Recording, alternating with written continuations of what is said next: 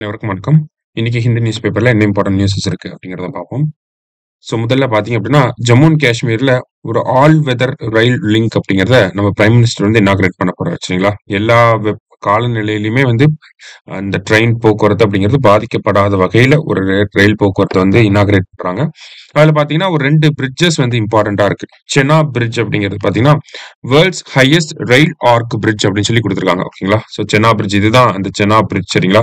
So கிட்டத்தட்ட பாத்தீங்கன்னா 359 metre ஹைட்ல வந்து இதை வந்து உருவாக்கியிருக்காங்க. சரியா? அதுதான் இதோட சிறப்பம்சமா இருக்கு. அதே மாதிரி அஞ்சி பிரிட்ஜ் அப்படின்னு கொடுத்துருக்காங்க இல்லையா? இதுதான் இந்த அஞ்சி பிரிட்ஜ் அப்படிங்கிறது. இந்த அஞ்சி பிரிட்ஜ் பாத்தீங்கன்னா 725 மீட்டர் லென்த்ல வந்து உருவாக்கியிருக்காங்க. ஸோ இந்த 2 பிரிட்ஜஸும் வந்து பாத்தீங்கன்னா நமக்கு ஜம்மு அண்ட் காஷ்மீரை வந்து டெல்லியோட கனெக்ட் பண்றதுக்கு, அதே மாதிரி internal connectivity in Jammu and Kashmir எல்லாத்துக்குமே வந்து ஹெல்ப் பண்ற வகையில உருவாக்கியிருக்காங்க. அதே மாதிரி வந்து பாத்தீங்கன்னா நமக்கு வந்தே பாரத் ரயில் அப்படிங்கிறதும் இந்த ஒரு வழித்தடத்துல வந்து உருவாக்க போறாங்க. சரிங்களா? ஸோ இந்த மாதிரியான செய்திகளை தான் முதல்ல நம்ம பார்க்குறோம்.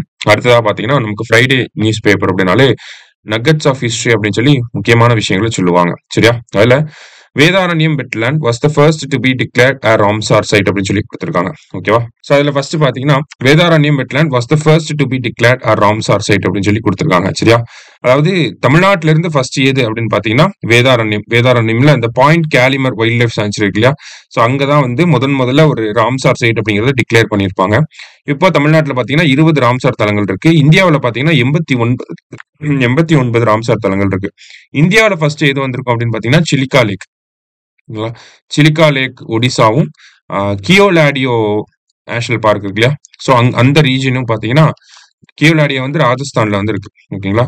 சிலிகா லேக் வந்து ஒடிசால இருக்கு. இதுதான் வந்து இந்தியாவில் ஃபர்ஸ்டா வந்திருக்கும். தமிழ்நாட்டில் ஃபர்ஸ்ட் அப்படின்னு பாத்தீங்கன்னா பாயிண்ட் கேலிமர் வேதாரண்யம். சரியா? அடுத்தது தமிழ்நாடோட ஃபர்ஸ்ட் சமத்துவபுரம் அப்படின்னு பாத்தீங்கன்னா நமக்கு 100 வீடுகள் இருக்கும். டிஃப்ரெண்ட் கம்யூனிட்டிஸ் வந்து அந்த வீடுகள்ல வந்து இருப்பாங்க. சரியா? ஸோ ஒரு சமத்துவத்தை கொண்டு வரதுக்காக இந்த சமத்துவபுரம் அப்படிங்கிற ப்ராஜெக்ட் நம்ம பண்ண ஆரம்பிச்சிருப்போம். முதல் சமத்துவபுரம் அப்படிங்கிறது மதுரையில மேலக்கோட்டை அப்படிங்கிற பகுதியில ஓபன் பண்ணியிருப்பாங்க. எந்த டேட்ல அப்படின்னு பாத்தீங்கன்னா ஆகஸ்ட் 17 1997 இண்டிபெண்டன்ஸ் அப்புறம் 2 நாள் கழிச்சு. ஓகேவா? ஸோ ஆகஸ்ட் 17 1997 தான் முதல் சமத்துவபுரம் அப்படிங்கிறது ஓபன் பண்ணியிருக்காங்க. சரியா? எவ்வளவு வீடுகள் இருக்கும் அப்படின்னா 100 வீடுகள் வந்து இருக்கும். 100 ஹவுசஸ். அடுத்து பேட்டில் ஆஃப் திருப்புரம்பியம் அப்படிங்கறத பத்தி கொடுத்திருக்காங்க. திருப்புரம்பியம் போர் அப்படிங்கிறது நமக்கு பாண்டியர்களுக்கு எதிராக பல்லவர்கள், சோழர்கள் எல்லாம் ஒன்னா சேர்ந்து போரிட்டதுதான் இந்த புரம்பியம் போர். அதுல ஆதித்யா சோழன் வந்து முக்கியமா ஒரு ரோல் பிளே பண்ணியிருப்பாரு. அடுத்ததா சரஸ்வதி மகால் அப்படிங்கிறது செர்ஃபோஜி 2 ரிலேட் ஆகி வரும். 1535 அந்த டைம்ல தான் ஓபன் பண்ணியிருப்பாங்க. இது பொதுமக்களுக்கு எப்போ ஓபன் பண்ணியிருக்காங்க அப்படிங்கறத இங்க கொடுத்திருக்காங்க. எப்போ அப்படின்னா ஜெனரல் பப்ளிக்கு ஓபன் பண்ணது 1918 வந்து ஜெனரல் பப்ளிக்கோட பார்வைக்கு வந்து ஓபன் பண்ணியிருப்பாங்க. சரியா? ஸோ அதுதான் அந்த செய்தியில கொடுத்திருந்தாங்க.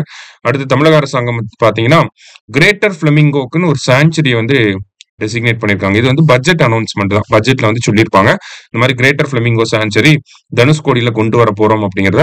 ஸோ தனுஷ்கோடி ராமநாதபுரம் மாவட்டத்துல நமக்கு இந்த கிரேட்டர் பிளமிங்கோ தமிழ்ல பாத்தீங்கன்னா பூ நாரை சரணாலயம் அப்படின்னு சொல்லி சொல்லுவாங்க.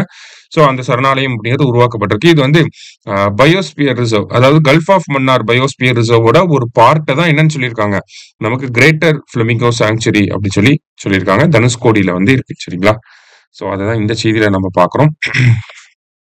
ஸோ வேற என்ன இருக்கு அப்படின்னு பாத்தீங்கன்னா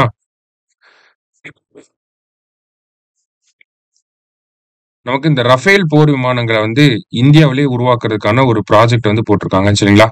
ஸோ தசால்ட் ஏவியேஷன் அப்படிங்கிற இந்த நிறுவனம் தான் ரஃபேல் போர் விமானங்களை உருவாக்குறாங்க. பிரான்ஸ் நாட்டை சேர்ந்தவங்க. ஸோ இப்போ இதனுடைய பாகங்களை வந்து இந்தியாவில் உருவாக்குறதுக்காக டாடா நிறுவனத்தோட ஒரு ஒப்பந்தம் போடப்பட்டிருக்கு.